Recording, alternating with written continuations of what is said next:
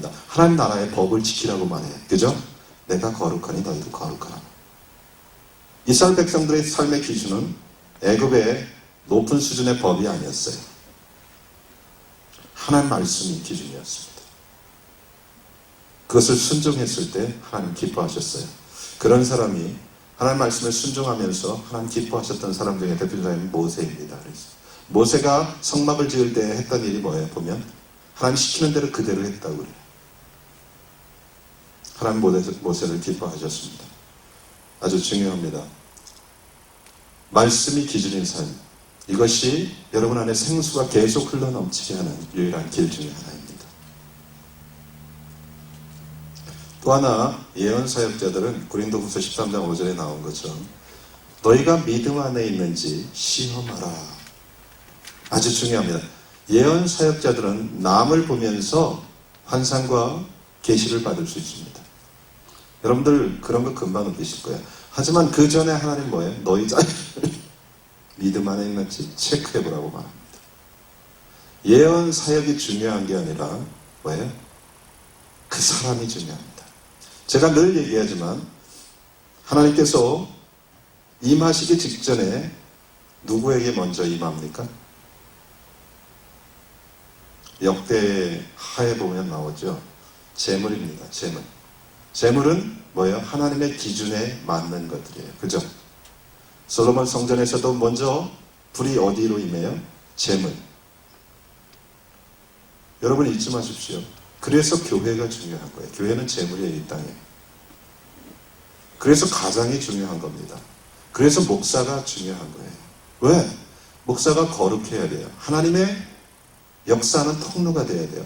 예배팀이 거룩한 재물이 되어야 됩니다. 은사 갖고 탤런트 갖고 하나님을 드러낼 수는 없습니다. 그건 콘서트예요.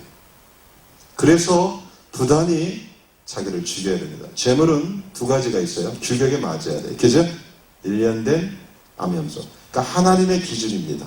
하나님의 말씀이 기준이에요. 그죠? 하나님 그렇게 정했어요. 두 번째 재물은 죽어야 됩니다.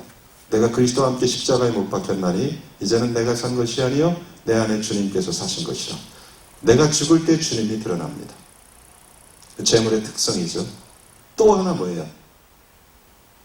우리는 재물일 것만 아니라 제사장인데 제사장들은 처음에 자기의 죄를 위해서 재물을 갖고 들어가죠. 그죠? 그 다음에는 누구를 위해서 갖고 들어가요? 이스라엘 백성들을 죄를 가지고 들어갑니다. 이것 안에는 중요한 의미가 하나 담겨 있습니다. 제사장들은 뭐예요? 자기를 처음에 씻어야 될 뿐만 아니라 이 도시를 자기가 섬기는 사람들을 위해서 재물이 또한 되어야 됩니다. 죽어야 됩니다. 그래서 이 재물은 굉장히 중요한 하나님 역사의 통로가 됩니다. 너희 자신을 먼저 살피라 말합니다.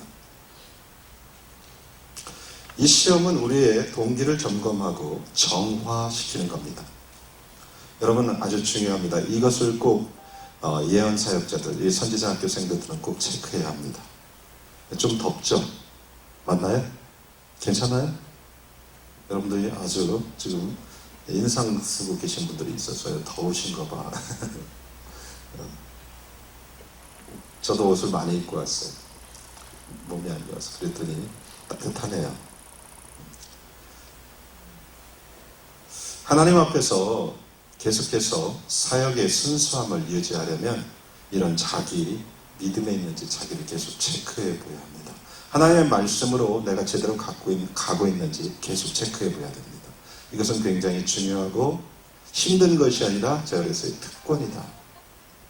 특권입니다. 여러분 특권이에요. 부르심은 굉장한 특권입니다.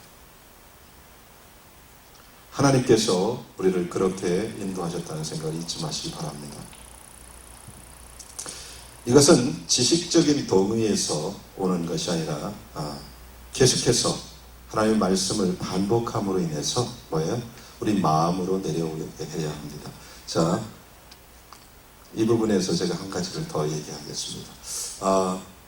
하나님 말씀을 많은 사람들이 들어요. 그죠? 그리고 다 기억해요. 그죠? 여러분 이번 주일 설교 다 기억하죠? 토시 하나 빼놓지 않고 다 기억하죠? 바로 얘기할 수 있죠. 그런 사람 거의 없습니다. 근데 참 재밌어요. 2달 후에 똑같은 예화만 나와도 예화는 기억합니다.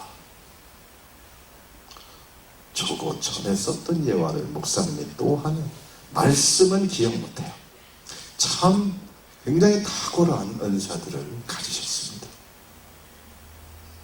말씀은 늘 새롭죠. 그죠? 똑같은 말씀도.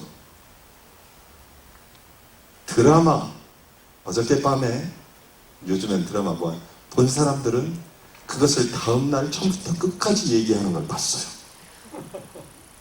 탁월한 은사를 가졌습니다. 그리고 지나간 모래시계를 처음부터 끝까지 얘기할 수 있는 남자들도 많아요. 그죠? 2번, 3번 보면서 같이 감동하고 평생에 우려먹는 거죠.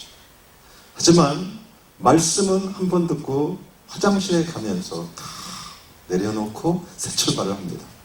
그 다음 주에 얘기하면 새로워요. 예수 그리스도의 십자가. 좋다. 새로워요. 여러분, 이래서 안 변하는 거예요.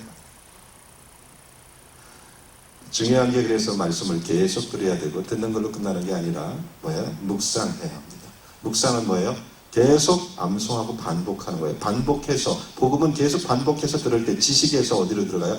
여러분들이 지식적인 것은 굉장히 기억력이 빠릅니다. 하지만 구원은 뭐예요? 마음으로 믿을 때 의에 이릅니다. 마음까지 내려오야 됩니다. 많은 크리스천들이 지식적으로만 엄청 많이 알고 있어요. 근데 마음으로는 주님을 경험하지 못했어요. 제가 늘 얘기했듯이 예수 그리스도를 인격적으로 만나는 사람은 그렇게 많지가 않더라는 사실이에요. 이것이 비극입니다. 교회는 오래댕겼어요. 근데 예수님에 대해서는 사실 믿음이 없어요. 제가 지난주에도 2분에게 같이 기도하면서 예수님을 영접할 수 있게 해드렸습니다. 그분들의 인생이 바뀌고 눈이 바뀌어요. 왜? 빛이 들어가니까. 어떻게 예수를 만나는지도 몰라요. 교회는 오래 다니셔도. 이게 참 비극 중에 하나입니다. 여러분, 아주 중요합니다. 지식적으로는 아무리 많이 알아도 의미가 없어요. 그래서 주님께서는 마음으로 믿어 의에 이른다고 그래요. 사랑하는 여러분, 계속해서 지식의 동의가 아니라 마음으로 주님을 믿을 때 순종할 수 있습니다. 순종 절대 못해요. 여러분들이 지식적으로만 기독교 생활 30년 해보십시오. 순종 못합니다. 근데 마음으로 주님을 영접하면 그분이 구세주와 주님이 됨으로 인해서 순종의 영역으로 자꾸 넘어갑니다. 이게 뭐예요? 변화라는 거예요. 복음은 사람을 변화시킵니다. 많은 사람이 바깥에서 볼 때는 복음이 사람을 변질시킨다고 생각해요. 그죠? 제 교회 다녔더니 이상해졌어. 근데 실제 복음은 살아온 능력이 있습니다.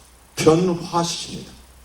하나님 말씀은 그렇습니다. 근데 그 말씀이 어디로 치고 들어올 때요? 마음으로 치고 들어올 때입니다.